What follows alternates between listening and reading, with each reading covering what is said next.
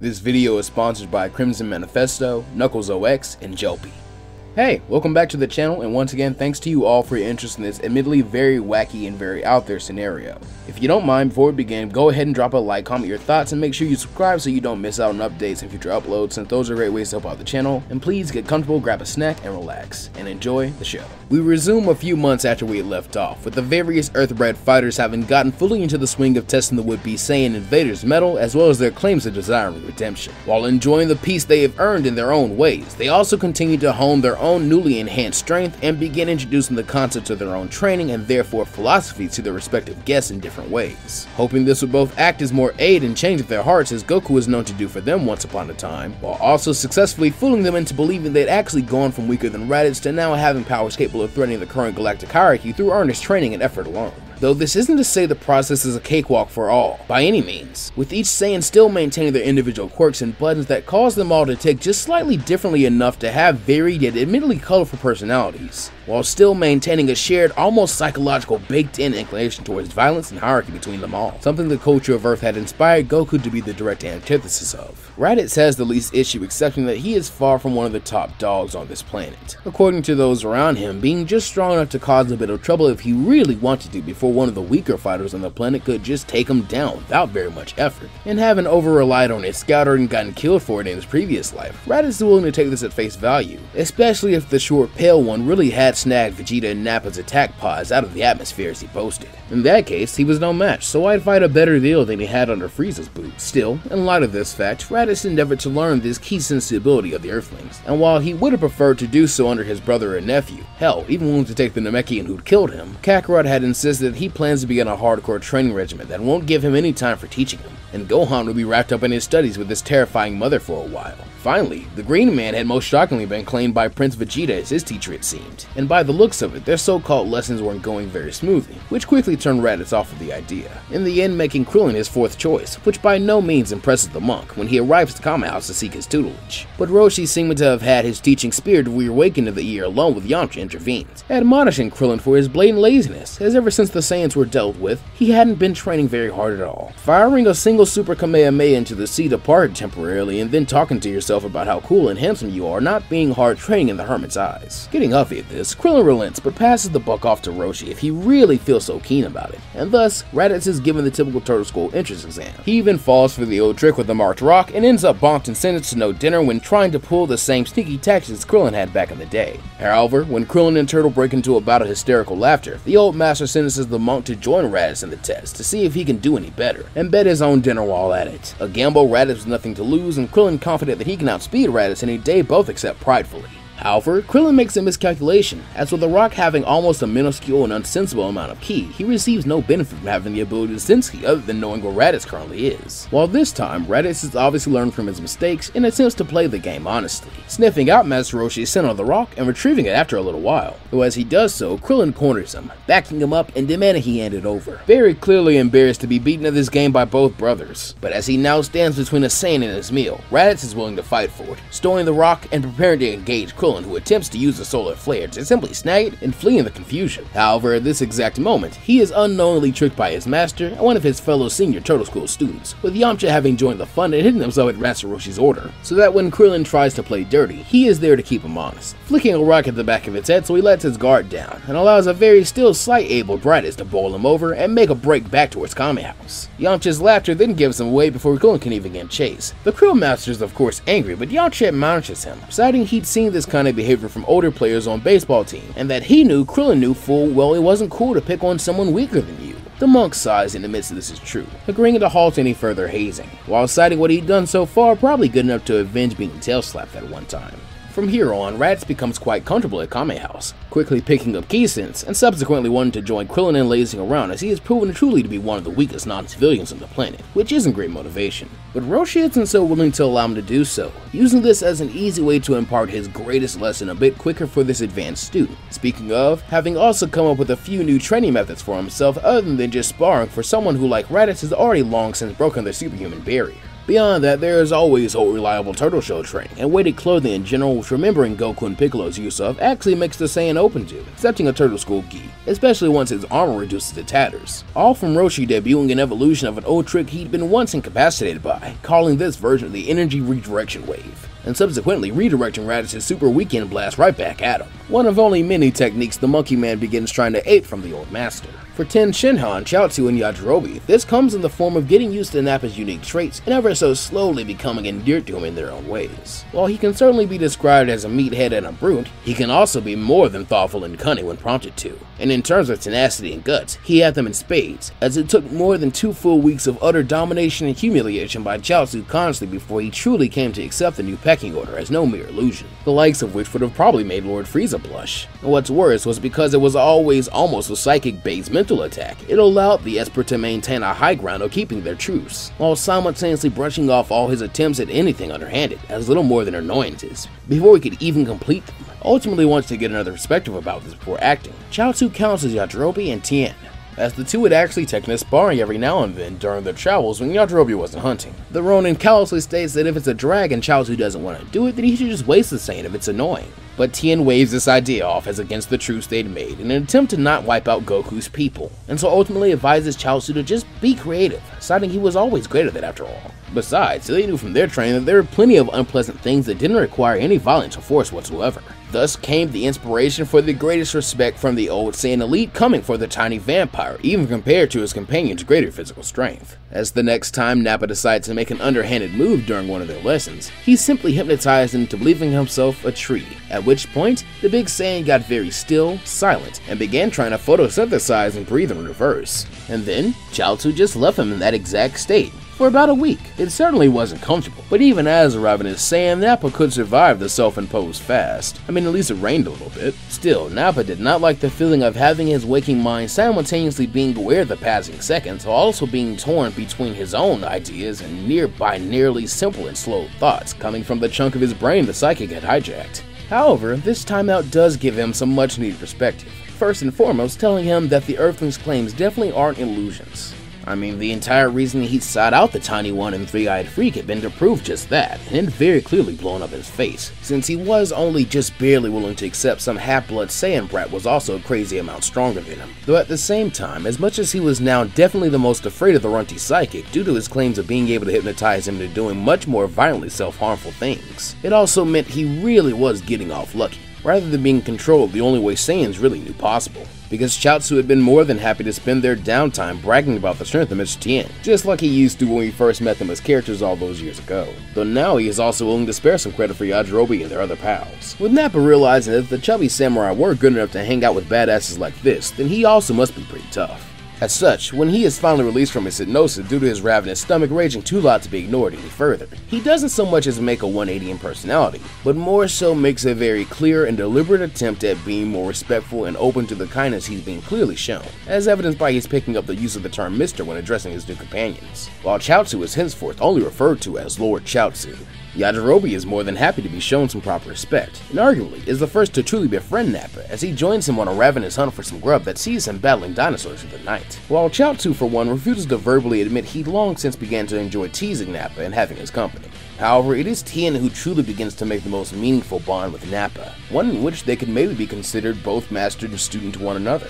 because in some ways he reminds him of his true teacher Tao Pai Pai, in that he can sense the big brute has weighed himself down with far more death and destruction than the fallen assassin had, but at the same time he puts up similar fronts and bravados to not take responsibility or consideration of what he's actually doing. Though knowing of Nappa's life of toil under an evil space lord does elicit a bit more sympathy than Tao ever got, survival being a much different and respectable goal than just wealth and luxury after all. Not to mention, as a much older warrior than him, Nappa was full of innate battle knowledge and experience, amounts of which he had only seen the likes of figures like Master Roshi and Shin. Still, this only ignites a fiercer desire to grow from Tien, so if that threat that chained down Nappa ever comes to his neck of the woods, he'll be prepared for it, while also giving him a much more personal reason to want to redeem Nappa to help him avoid a fate like his first teachers. And thus, he begins to personally train with the old elite Saiyan soldier, breaking him back down to the foundations of his fighting style and forcing him to hone his power the way Tao taught him to, for the twist, introducing the ideas of mercy for the worthy and for oneself unless in an emergency.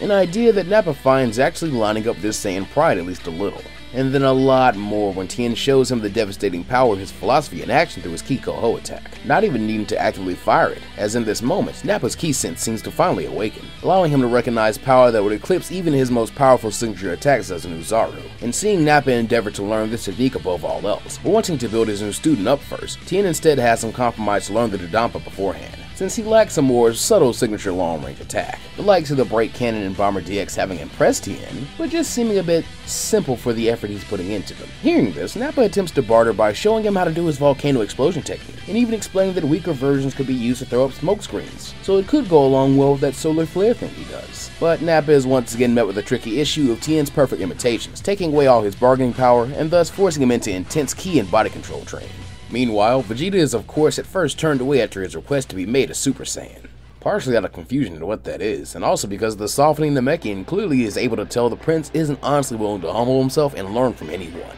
Nor is Piccolo willing to teach anyone who threaten his eventual conquest of this world, and in protest of this, Vegeta tries to show Piccolo his full power by going to find the moon, wanting to make at least one person on this planet take him seriously. Piccolo quickly picks up on this and makes fun of him for it telepathically, but he's then surprised by the brilliance of the Powerball technique. That is, he would be if it weren't for the inefficiency of Vegeta's usage of the technique, and he cites this along with his inclination toward simply spamming Ki blasts as all too wasteful for his liking, evidently cutting the prince's gloating short. But Piccolo sighs that it's not like he can afford to teach someone something as simple as common sense, all while casually avoiding Vegeta's angry blows and even surprising him by growing to the same size as him in an instant and socking him in the jaw before returning to regular size, all without an ounce of wasted ki or motion. In the end, Piccolo easily defeats Uzaru Vegeta, and boasts for him to try again if he can improve the technique. So, this process repeats over and over. While the other two Saiyans are being ingratiated by their teachers, Vegeta is just seemingly hitting a brick wall over and over again, only really succeeding in making a more efficient Powerball once or twice, and eventually destroying his armor, which he only now realizes is somewhat a precious resource as a dessert of the Frieza Force. He is therefore also very shocked by Piccolo's magic materialization, though the Namekian refuses to recreate the pointy armor, as a waste of excess energy like he's been saying this whole time. Eventually, Piccolo's offhand's training yields an incredibly improved Powerball, and even a decent bit of non-Zenkai boosted growth for the prince as he challenges the Namekian again and again, and receives the same conclusion, being praised as tenacious, but insane if he believes a different outcome would arise from just that small bit of evolution. Still, Vegeta vows to continue until he can reach a power like the Green Man's, necessary for defeating Frieza, and therefore, finally opens himself up enough to learn things directly from Piccolo, as mutual respect is finally born. To this end, Kami actually contacts them, asking them to report to the lookout. Not having a good reason to deny God himself, the duo heed his call, arriving to the Sacred Sky Palace where they are met with Goku, along with Nappa escorted by Chaozu and Raditz escorted by Krillin. Here, Kami addresses the three would-be Saiyan invaders directly, having dropped only a tiny bit of his golly bravado, as they now could sense his own energy was less than their own. Still, he thanks them for attempting a genuine integration onto the planet, and even for keeping the planet's defenders active during these last 3 months. As thanks for this, he has therefore decided to reveal to them one of this world's sacred treasures, in hopes that it will further develop their alliance, as he then escorts everyone into the Pendulum Room, since it thankfully didn't have an entry limit to their knowledge so far. Subsequently, the Saiyans are a bit disappointed it isn't the fabled Dragon Balls they are being shown. As his explanation of course goes over many ahead, Kami instead demonstrates, allowing them all to replay the day they met here on the lookout, though to their great shock, the version of themselves they are viewing in the past can somehow see and even interact with them.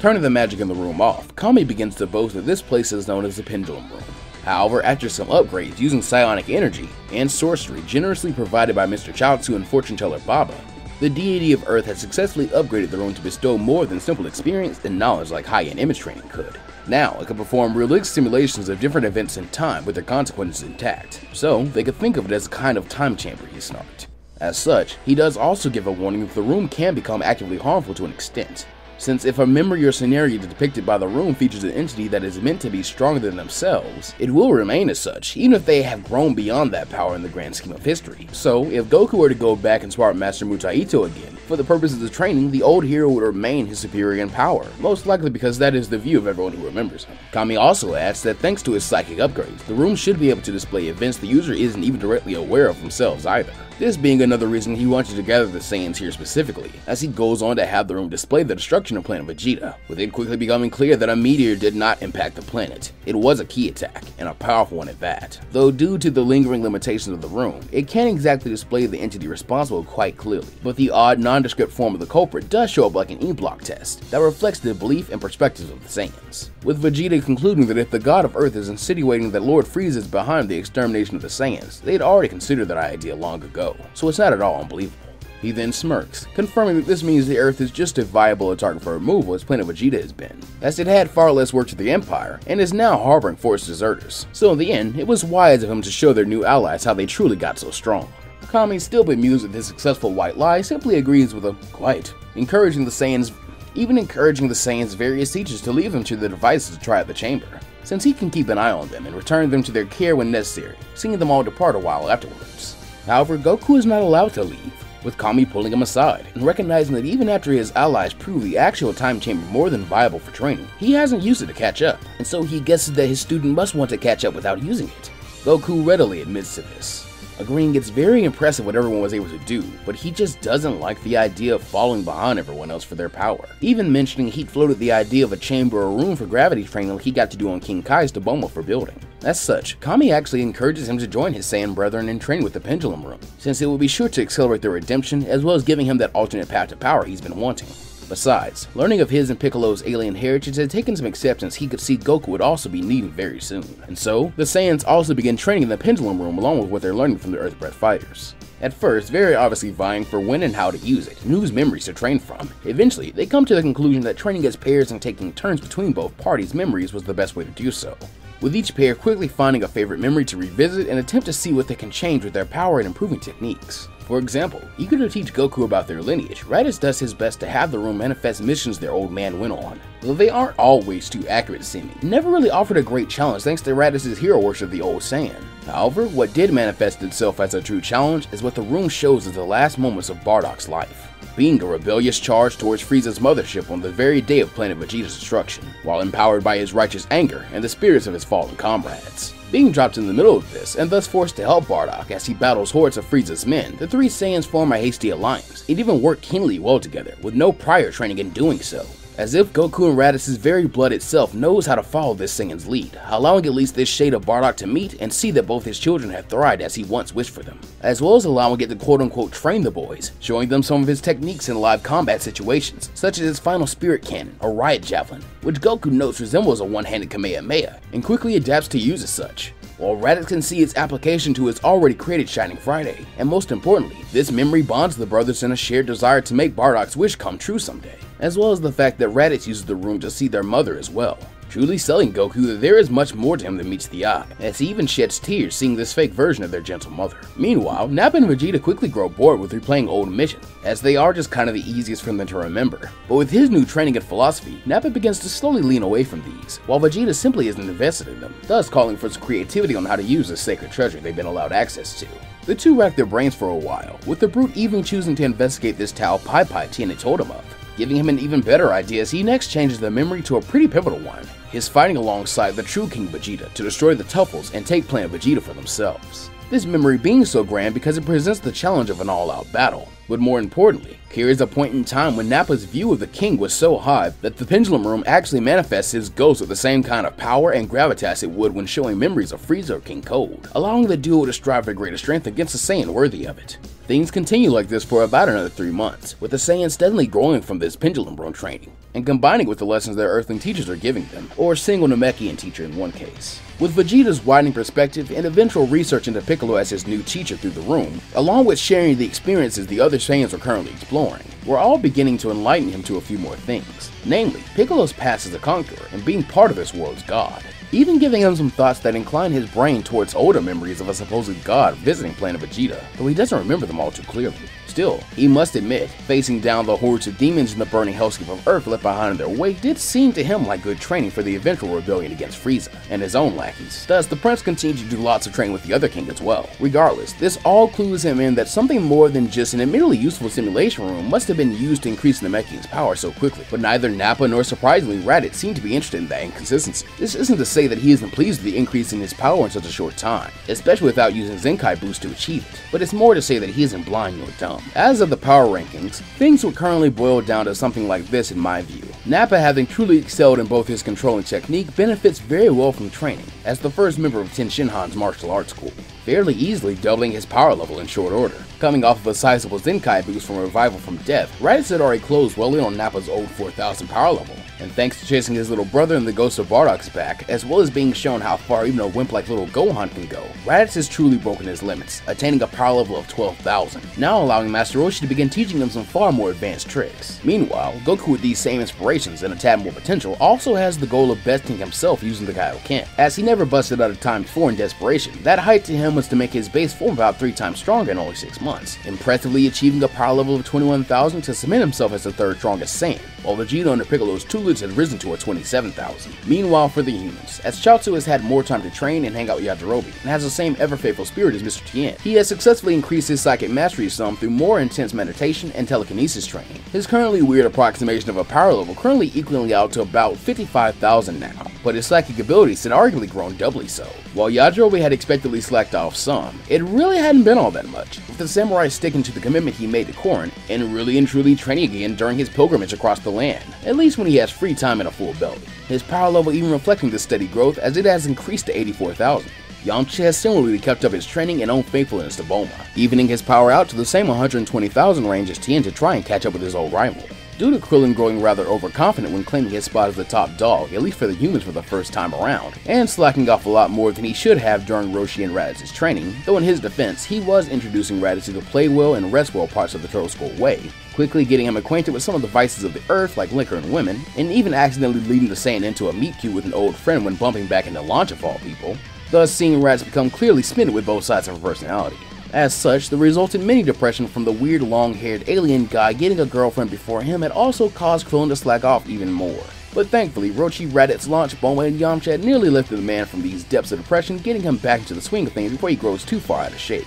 His power level unfortunately having crashed back down to 137,000 in his sloth. Meanwhile, Ten Shinhan, boasted by the pride of having a student and wanting to both reclaim his spot as the strongest human and surpass the likes of Piccolo and Gohan, as well as the likes of Frieza, has increased his own power level to 140,000 before Krillin was able to. However, there was a way for a quick boost with little effort the monk could attain to reclaim his spot, as he remembers the idea of the Ultra Divine Water and tests with darkness that Kami had mentioned during their preparation for the Saiyans, as everyone had decided against it at Yajirobe's suggestion. Maybe it would be worth a shot if he couldn't close the gap with the other Earthling through training alone. Still, he would try, hence his now frequenting Raditz and Goku's training sessions in the Pendulum Room to try and pick up any kind of edge he can. Which also gets his mind going about the possibilities of what Masters of the Otherworld can teach him as they had Goku, who is already quickly catching up without the same crutches. However, the growing competitive spirit towards the group's power rankings would have to be put off for now, as one day, Kami is surprised by the feeling of a squad of evil Ki entering the solar system, and closing in on planet Earth far faster than the Saiyans had been coming, with him reaching out to Chaozu and King Kai for their perspectives,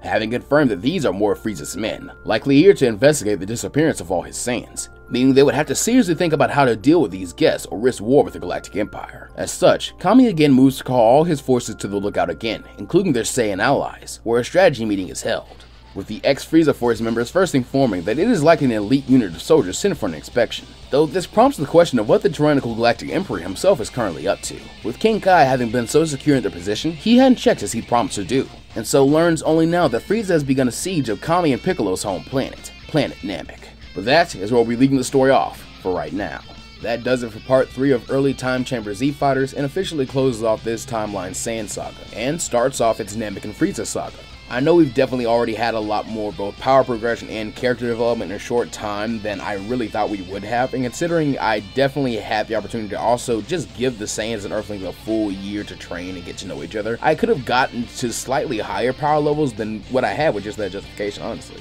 As well as just made the consequence of that being that Namek is just already gone and Frieza is on his way to Earth, with the scouts being sent right now just being a survey party so he doesn't waste his time this go around. That would really easily set up the stakes and keep everything rolling really well, and you can always just bring the Namekians back to life here on Earth, so it would still be fine. I mean, at the exact same time, I'm also just now really getting back to the plot point of the Ultra Divine Water that I brought up in part 1, which yeah, most of you guys are saying yeah, he definitely should offer that as an option. And also, I pretty much just bulldozed past the part about Kami being near the limit of his age, so I'm definitely writing a little more chaotically than I usually do, which makes this feel a little more Toriyama-esque in my opinion. You know, oh, the Saiyans are a bit more receptive to the humans, and Kami apparently gets sustained through Piccolo growing so powerful they're likely kinda jumps in conclusions to make things work in a short span of time per attempted part in making them all come out frequently. I'm also obviously playing with a lot of material and a little story. A fun comment I saw the other day was someone saying this is kind of just what if Chaozu was the strongest, and I love that, which made me laugh because yeah, it is definitely a concept that pokes his head out in the story. One of many that definitely do probably deserve their own time to shine at some point, whether in some kind of short form and in a real mainline story. Stuff like what if Nappa and Raditz turned good either individually or as a duo, what if the Pendulum Room was canon and could be upgraded, what if Piccolo trained Vegeta, and a lot of other concepts. Chiefly among them still being what if the Z Fighters, mainly the human ones, were making the most optimal decisions they could. So while I definitely want to take time and explore everything I have to kind of play with in the story, that also means that things may get streamlined sometimes. You know, you can only say everyone is super strong and they help each other train so many times before people get bored of that. But for now, we can definitely still have some fun, and there are definitely still some twists and turns I want to throw in. Also, shoutouts to Valerius Vaya, aka Colleen, for the commissions of the Student of Tien Nappa and Turtle Skull Raditz you saw in this part. And of course to the supporters of the channel in the form of patrons and channel members who got to see this video and a bunch of other videos early. Knuckles0x, Crimson Manifesto, Jelpy, Pizza15X, Aaron Winters, Corporal Atkins, Normandy 1998, Xiao Pai, Coder SV3, The True Black Star, Cronus for I, Ronan Charizard, Daniel Smith, Dylan Wolfdog 31, Infernate Beast 3026, Jay Ray, Johnny, Narku, Kevin, Omar Cousins, Snow/Memes and more, Stephen Norton, Terran, The Shadows, Simroth, Vegeta What Ifs, Alamancer, B, Blood Down, Lyman Rogers, Omar Muhammad, Aiko, Arcana of the Heart, Jordan Greer, Tay, Inebriated, John Sullivan, Trent Rouse, Dark Shadows, Pokemon Trainer Cam, Riverjoy, Elijah Edwards, Mr. Hamtastic, Jesus is King, Half an Onion, Angel Gonzalez, David Spalding, Lil T 910, Flyer B, Joseph Lau, Blaze 9526, Trainer Rad 164, Luca Reynolds, Ono, Chris Macriano, Simroth, Red Violet, DeAndre, Gerald Smith, John Self, Jacob Whitker, Massive Woodtree, Demon Set, True Trade, Dutch McGee 101, Bruce Boswick, Robert Archegard, Illis Cyclops, Craig Scheiman, Zhao Matten, King Music for Real, Ballcore, Zach Eubanks, Crab Trooper 4552, NBA Fan, Courtney Hawkins, Orion 101, Christian Kyler, Dominic Wiltz, Reap, and Dragon Fist 24. Thank you guys so much for your direct support of the channel. As always, it truly does mean the most. Until next time though, be sure to take care of yourselves and the world around you, and as always, go beyond plus ultra.